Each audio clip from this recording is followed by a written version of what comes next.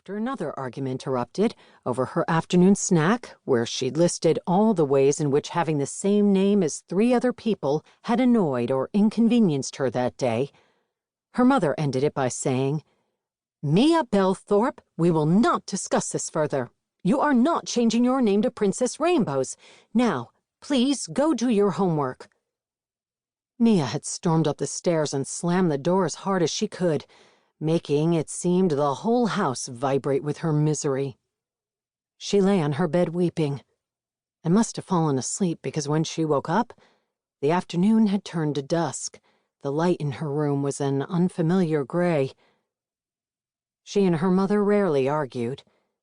Mia might get very mad at her dad for being bossy, or for tooting, or for trying to help with math when he really had no idea what he was doing. But her mother was soft and sweet, rarely said no, always knew how to fix anything that was wrong, and consistently smelled like flowers. And when Mia woke up, she felt regretful for storming off and slamming the door so hard. The house was quiet when she left her room, which felt odd, because usually she heard her mom in the kitchen, cooking or talking on the phone with a friend, or listening to the radio while she made dinner. There were all kinds of familiar noises in the house, but silence was not one of them. She crept down the stairs. It was easy to apologize to her mother. She knew it would be accepted with hugs and a kind conversation about why things couldn't be the way Mia wanted them to be. There would be some consolation prize, maybe a cookie, or a concession on another matter of conflict. But when she entered the kitchen, she found her mother lying on the floor. One of her mom's red velvet flats had fallen off her tiny foot, and it looked just like she was sleeping. "Mom," she said, sitting down beside her. "Mommy, I'm sorry." But her mom didn't stir, and Mia lay down beside her, rested her head on her chest.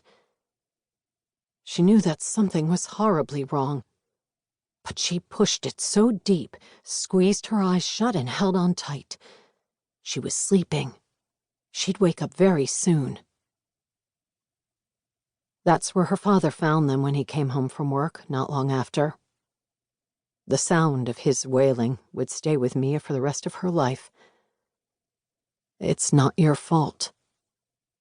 This was the single phrase she heard most often after that day. From her father, from therapists, from aunts and uncles. But Mia knew how much her mother hated when she slammed the door.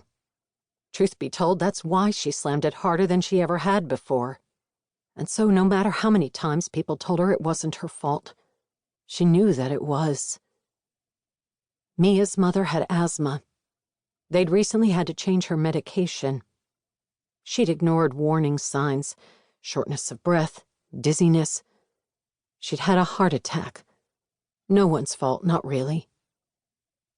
But Mia knew that being upset could aggravate her mom's asthma. She wasn't upset, her father Henry told her. "She called me after you fought. She said, 'Princess Rainbows is at it again.' We thought it was funny, cute. She wasn't mad at you. She was never mad at you." Mia didn't believe him. And while she loved her father, it was true that she loved him somewhat less than she loved her mother. It was also true that a very special kind of light that her mother brought into her life and into her home went dark. Though there was still light, it wasn't anything like the light that came from her mother's love. And her father, who had always been goofy and funny and full of laughter, with big appetites and grand ideas and big plans for day trips and vacations, seemed to deflate, go pale and quiet. The world should have ended. It did end for Mia and Henry in all sorts of ways. It just didn't for anyone else. They both went on in that unfamiliar gray light together with the person they loved less than they had loved her. It wasn't until years later, in